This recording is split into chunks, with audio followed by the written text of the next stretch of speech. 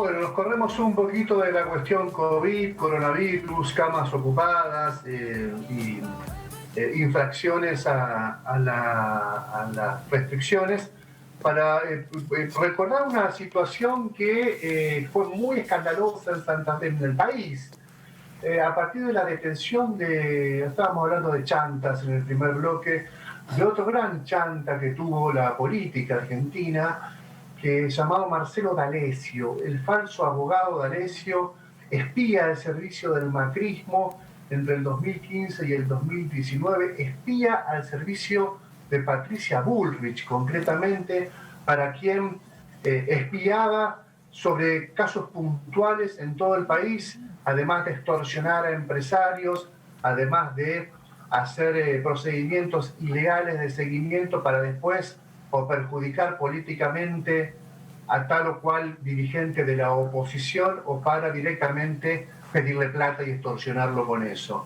El andamiaje de D'Alessio fue bastante conocido, articulaba mucho con los organismos de inteligencia orgánicos e inorgánicos y además tenía una pata muy adentro del Ministerio de Seguridad en la gestión de Patricia Bullrich, sobre todo con el jefe de gabinete de ese ministerio llamado Rodrigo Bonini.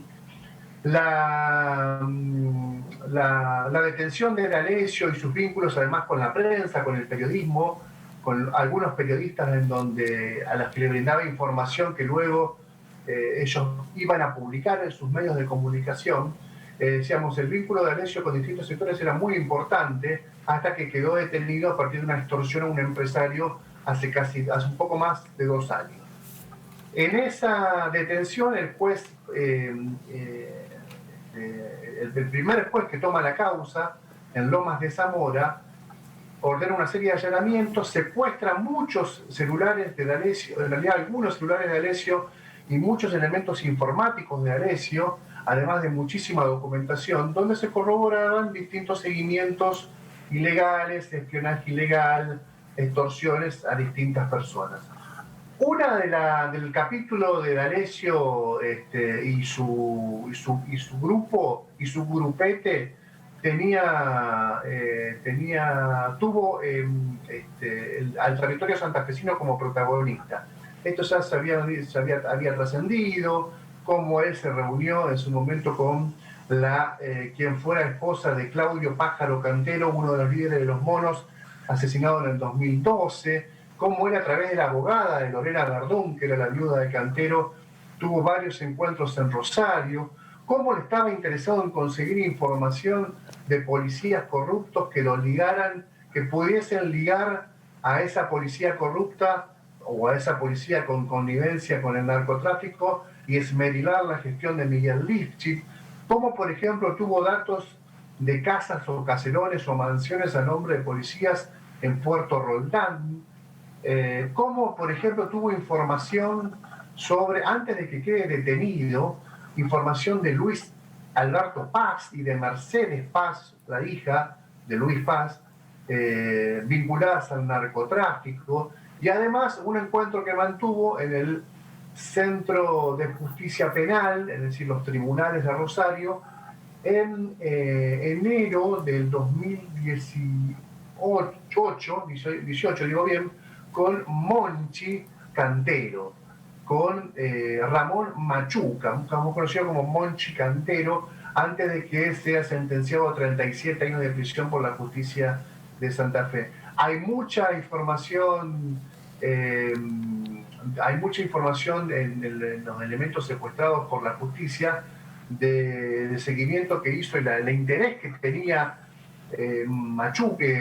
D'Alessio en tener información fina sobre el sur santafesino, que está acreditado esto en distintos mensajes de WhatsApp que mantuvo con Patricia Bullrich. Acá no había intermediarios, no había lenguaje encriptado, era toda una relación muy cordial, muy fluida.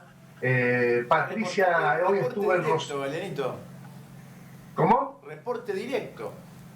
Reporte directo. Hola Patricia, estuve en Rosario, te llevo una filmación, te llevo unos datos, Y Patricia al otro lado respondió a Leo, ok, juntate con Bonini, a quien hacíamos referencia anteriormente, que era el jefe de gabinete de ella en el Ministerio de Seguridad, juntate con Bonini y vemos qué podemos hacer. Mucho de esa información que era cloacal, la mayoría de esa información era cloacal, terminaba siendo un expediente judicial que muchas veces tenía a dirigentes o a empresarios agarrados de, ustedes saben que es parte de la anatomía corporal por esta gente que les armaba una carpeta, un carpetazo y después lo transformaban en un expediente judicial. Todo esto quedó plasmado en el informe final de la Comisión de Seguimiento a los Organismos de Inteligencia que preside Leopoldo Moró y que integran, entre otros,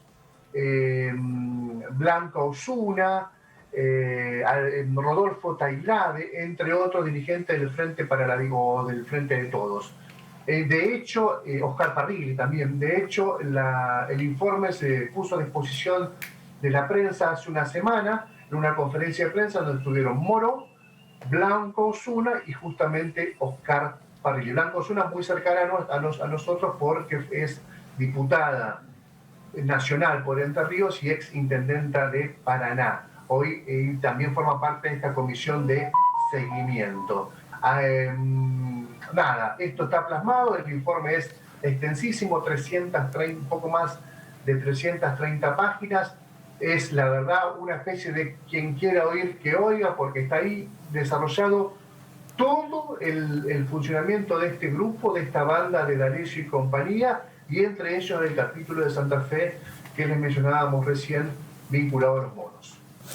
Bueno, una historia que promete seguir además, ¿eh? Una historia de estas de Netflix, porque es sí, cómo se pueden cruzar, ¿no?, la cloaca paraestatal, el protoestado, con personajes muy lúmpenes, muy marginales, pero que bueno, ascienden tanto en esa cloaca que terminan teniendo poder. Entonces eso es lo que refleja el informe de la comisión. ¿Sigue en cana, D'Alessio? Sí, está preso D'Alessio, sí. O sea que sigue. Y muchos de su grupo están presos, sí.